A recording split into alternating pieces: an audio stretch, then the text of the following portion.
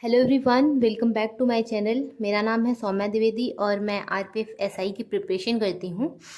आज मैं आपको अपनी करंट अफेयर्स की स्ट्रैटेजी बताऊंगी कि करंट अफेयर किस तरह मैं पढ़ती हूँ और क्या अप्रोच रहनी चाहिए करंट अफेयर्स को लेके। अफेयर से रिलेटेड आप सभी के कुछ क्वेश्चंस थे। जैसा कि मैंने कुछ वीडियो अपलोड किया था तो कुछ लोगों ने मुझसे कुछ क्वेश्चन पूछे थे करंट अफेयर से रिलेटेड, तो वही सारी क्वेश्चन मैंने यहाँ पे पुटअप किए हैं।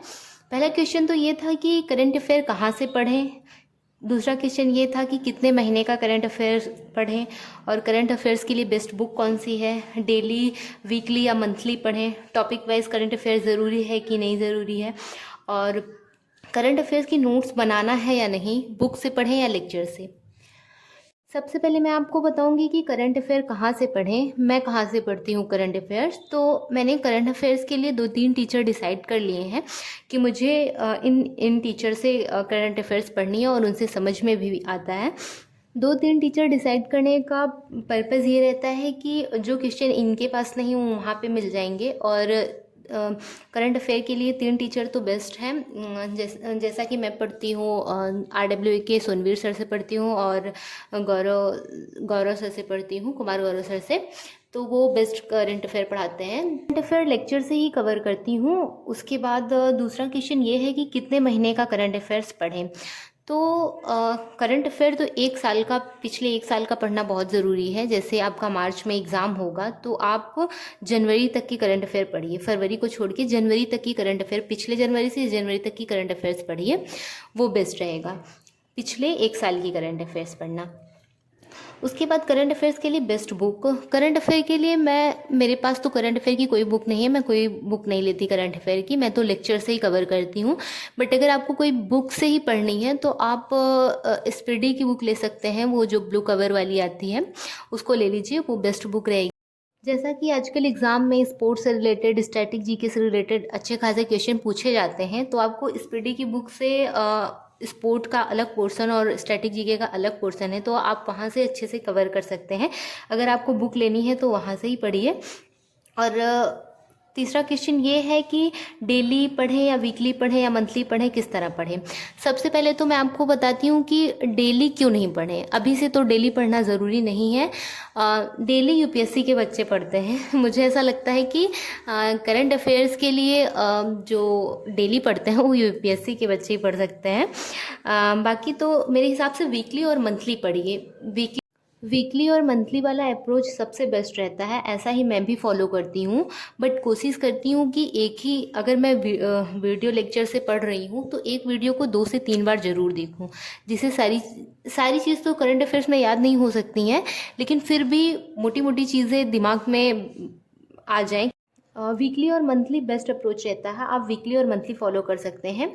उसके बाद टॉपिक वाइज करंट अफेयर ज़रूरी है या नहीं। हाँ, टॉपिक वाइज करंट अफेयर बहुत ज़रूरी है, क्योंकि उससे सारे कॉन्सेप्ट क्लियर हो जाते हैं, और जब तक आप टॉपिक वाइज करंट अफेयर नहीं पढ़ेंगे तब तक लगता है ऐसा कुछ पढ़ा ही नहीं है।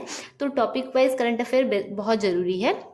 उसके बाद करंट अफेयर्स की नोट्स बनाना है या नहीं। बिल्कुल भी नहीं, करंट अफेयर्स की नोट्स बिल्कुल भी नहीं बनानी है, क्योंकि आप कितना करंट अफेयर की नोट्स बनाएंगे, खुद बुक राइट नहीं करना है। तो करंट अफेयर की नोट्स बनाना बिल्कुल भी ज़रूरी नहीं है। मैं तो कहती हूँ कि जीएस की भी नोट्स ज़रूरी नहीं है, क्योंकि आपके पास इतनी बेस्ट बुक है, लूसेंट है, जिसमें सारी चीज़ें कवर की गई हैं, तो नोट्स बनाने का बिल्कुल कोई मतलब नहीं है।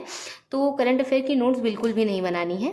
बुक और लेक्चर, देखिए अगर आपको बुक से पढ़ना है तो आपको मैंने एक बेस्ट बुक बताई है, आप उस बुक से पढ़ सकते हैं।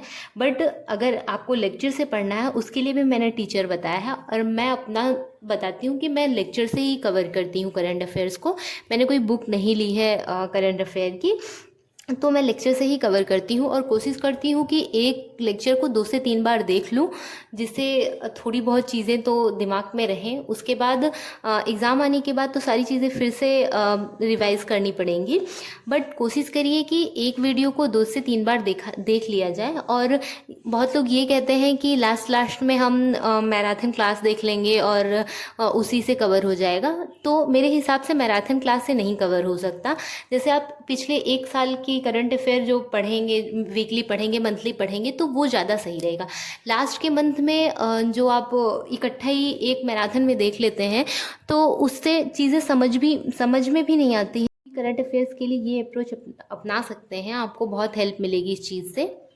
और दूसरी चीज़ है कि अभी आपके पास एग्ज़ाम के लिए टाइम है, तो जितना जल्दी हो सके अपना थ्योरी पोर्शन कंप्लीट करके अपने प्रैक्टिस में आ जाइए, क्योंकि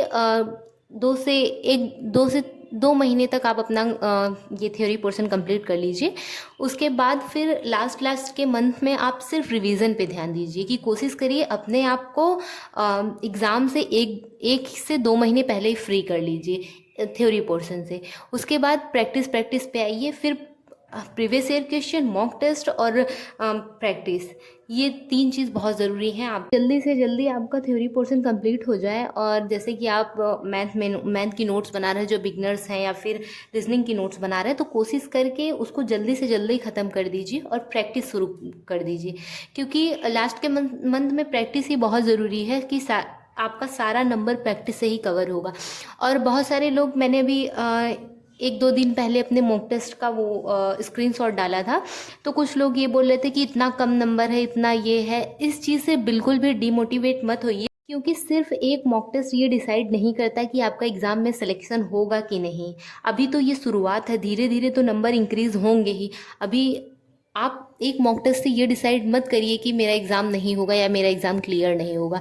मॉक टेस्ट है, हमेशा लोग देते रहते हैं मॉक टेस्ट, कभी नंबर कम आते हैं तो कभी ज़्यादा, कभी अच्छे आते हैं तो कभी ख़राब। तो इस चीज़ से बिल्कुल भी डिमोटिवेट मत होइए। और मॉक टेस्ट सिर्फ हमारी प्रैक्टिस को इन्हेंस करने के लिए होता है, ये डिसाइड नहीं करता कि हाँ, जैसे यहाँ मैंने वो किया है, प्रैक्टिस की है, और जैसे मैंने यहाँ मॉक दिया है वैसे ही एग्ज़ाम में ही होगा।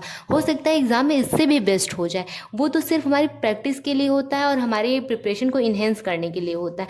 तो मॉक टेस्ट से बिल्कुल भी निराश मत होइए, अपनी प्रैक्टिस और अपने रिवीजन पे पूरा फोकस करिए।